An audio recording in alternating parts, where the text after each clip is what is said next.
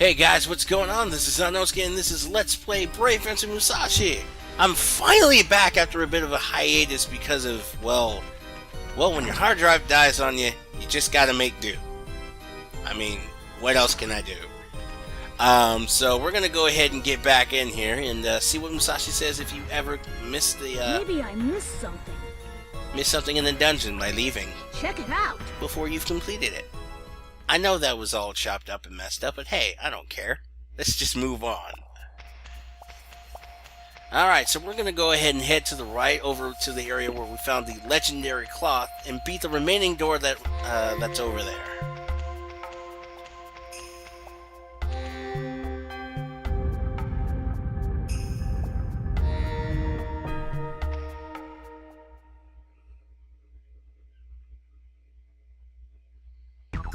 Alright, now this dungeon's gimmick is rotating platforms and fire.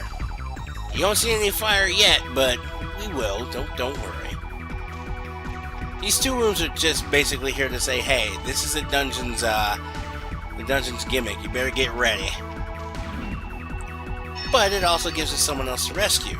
The librarian. What she does is she actually translates books for us. Books that we can't actually read yet. If you remember those from way back in the second episode, I believe. So we get 5 more bencho power, and that puts us up at 285. We're just moving right along with all these rescues, man. And I don't think I've explained it quite as clearly as I did before, but I'll reiterate. If you go to a certain area, Seer Beverly will actually be able to tell you if someone is there, if you've been there. But only if you've been there. Oh yeah, I forgot about these pits of blackness. But that's okay, we're gonna absorb BO here because there's a lot of bats.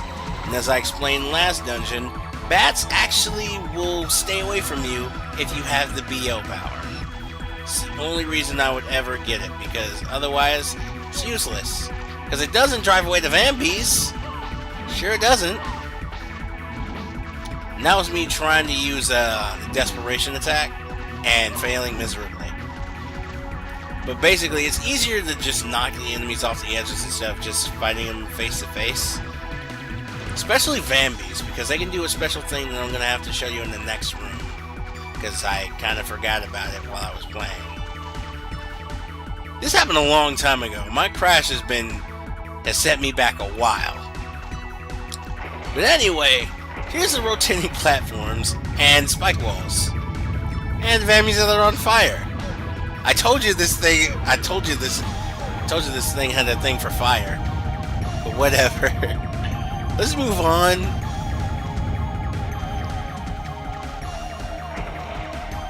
And get going. That fire not only does damage to us when we initially touch it, but also does the same damage we would have if we were falling into water. Yeah, it's kind of bullcrap, I know.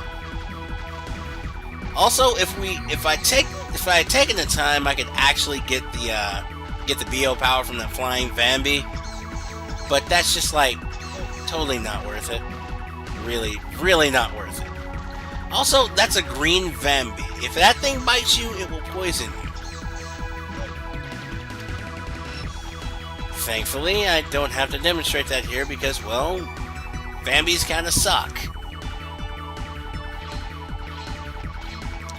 And now it adds pendulum blades, which hurt a lot, as you can see.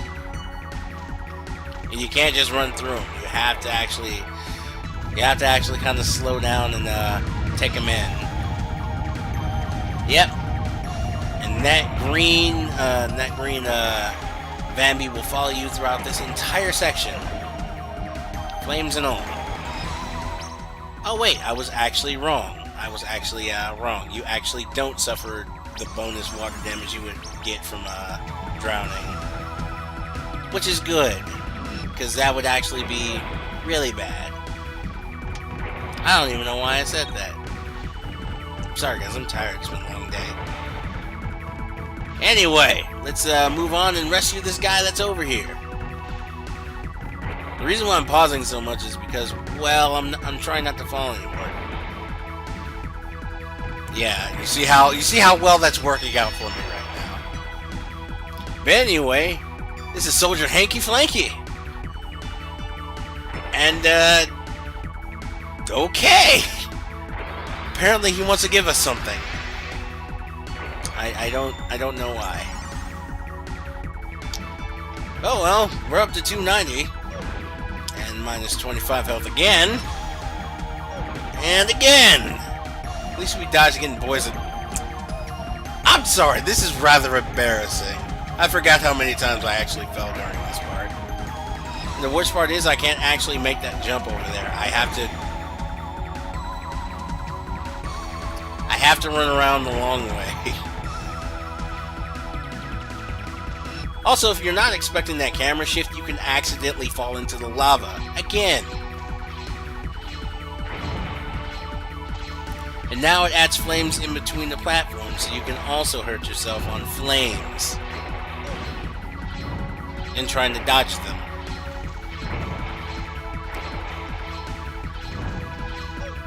Yeah, these dungeons get kind of mean.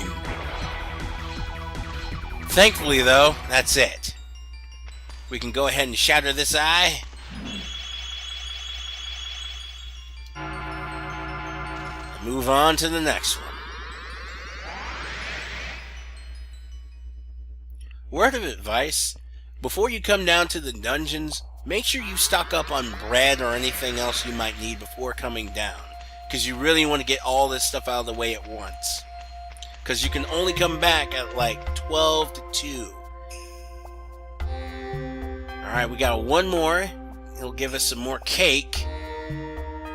Which will completely restore everything except for tiredness. And now we do this door. That was me actually trying to see if I can combo without actually hitting anything, which I can't. But now we take on this door. Now, it is my habit to actually take this door on last because this is my least favorite part of this dungeon. For two reasons. One is the actual dungeon design itself.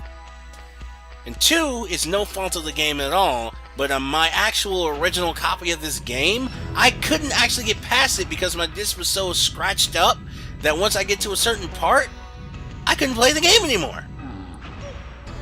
And I also completely forgot how to manage this dungeon. See, what you're actually supposed to do, as I will hopefully demonstrate within about a minute or two, is actually you're supposed to hit them on these platforms that are across the way and it'll open the door. See how they keep respawning? Yeah, that's a big hint that you should take. Also, Vambies are the only enemies you have to defeat twice if you don't do enough damage. See, watch. Oops. And I hurt myself again. See, I hit him over there, knocked him off, but guess what? This bottom half came off and I still have to hit him. And I knock him off and then I remember, oh yeah, I was supposed to throw them on that switch so they could actually open the way so I could move on. Alright, so this thing's gimmick is dark corridors with pits that are hidden and these balls of light that hurt you if you touch them.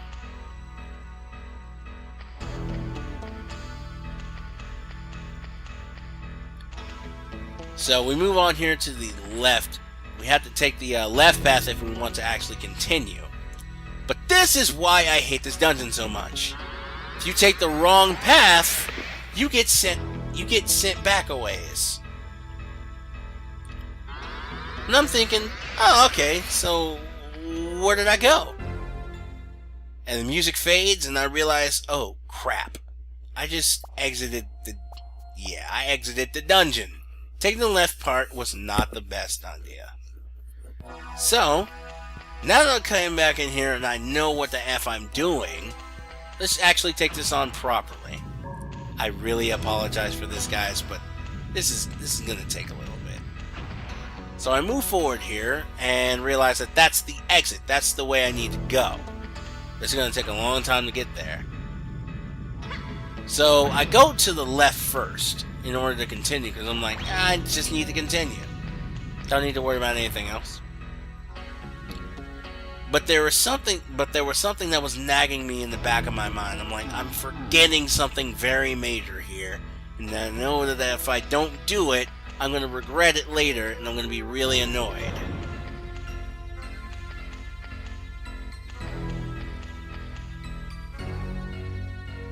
Alright, this time I take the right path, no pun intended, and actually manage to continue on. This will actually become a theme. That's actually this thing's major annoyance with me. Is that you have to remember that the path that you take, you know, you have to remember it. Because if you get sent back and you choose the wrong one, you have to do it all over again. I chose the right this time, so this time I'm going to go ahead and choose the right again. Because, hey, what could happen?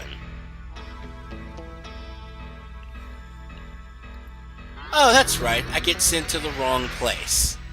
And then it hits me in that, oh yeah, I actually do have to go to the right first, because there was actually someone to rescue. And that's the thing I would have regretted having to go back for.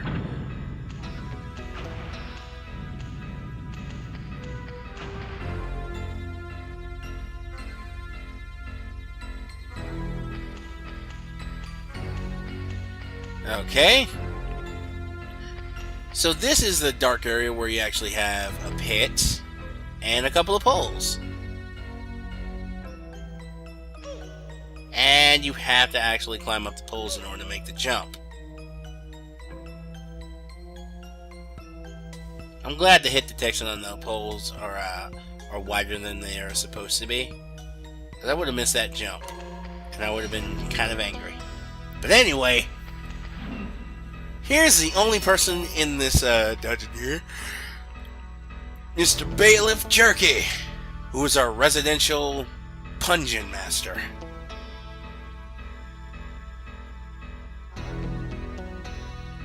That one was really horrible, even for this game. That was horrible. Got tired after changing the tires on your wagon. Even though you would actually call them wheels, but whatever, semantics. Anyway, let's go ahead and continue on to the left this time. And actually beat the dungeon.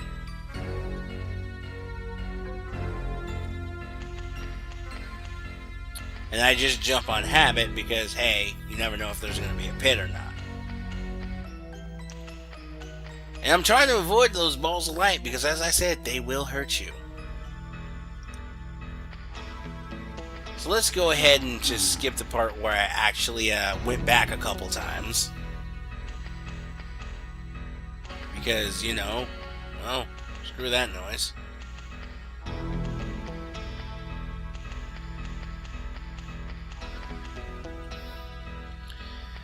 And this one here I left in, I'm just like, okay, where do I go? Because I actually literally flipped a coin here. I got heads for left, tails for right, landed on heads, so went to the left. And that was a mistake. And I was so angry at myself. I'm like, just like, Yep. That's basically how I was. There's where we're supposed to go.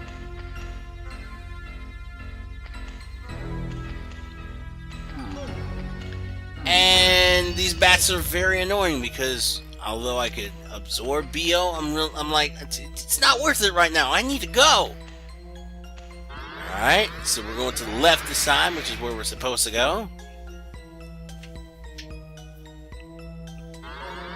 And this time we end up on that top part over to the left, to the right where we're supposed to go. You know, to rescue Bailiff Jerky.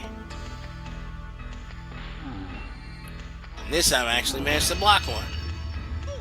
I really hate that the bats have lanterns, because bats with lanterns never usually end up being a good thing. And so I'm thinking here, okay, I went right and then went left, so I need to go right again. Well, guess what? Right was wrong. I end up at the bottom of this chamber here, which is the door that we entered in the first place. So, let's actually go to the left this time, again.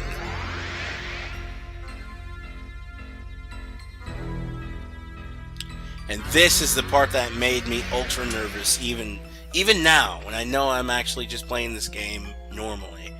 I'm so scared that this part actually skipping and me not being able to continue. These arrows you can block with your, you can block with fusion, or you could just double jump. You could just jump over.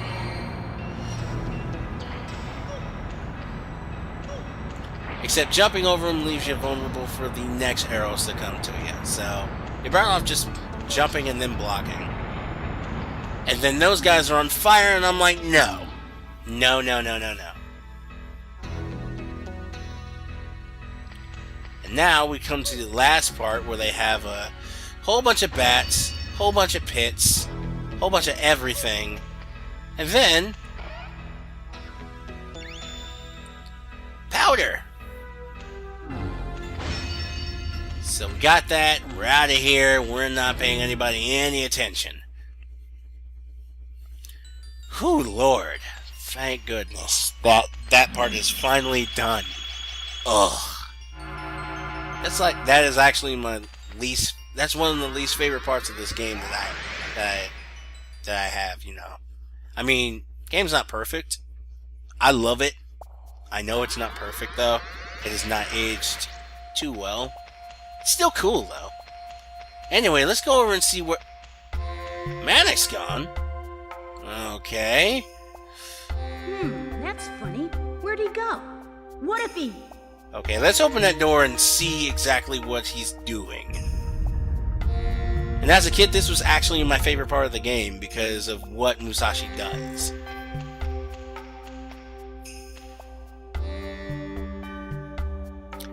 And then Musashi's basically realizing that he's been had. That Manic is pretty much just, you know, had him for a fool this entire time. Got the treasure, and it's a belt. All this crap for a belt. And then Musashi just kind of lets him have it. I really actually like this part, because it kind of proves that Musashi does actually care for the people that he's hanging around. And Manic, he has his little boo-hoo moment and says, I'll make this the best restaurant ever. Alright.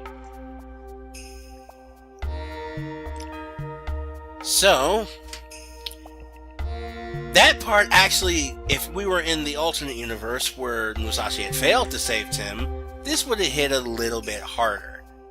And that's actually how I experienced the game the first time. I had failed to save Tim, and then I did through all this effort, and all of a sudden, no ghouls are there, nothing. So I was just angry at that time. So Musashi pretty much was taking all the words right out of my mouth.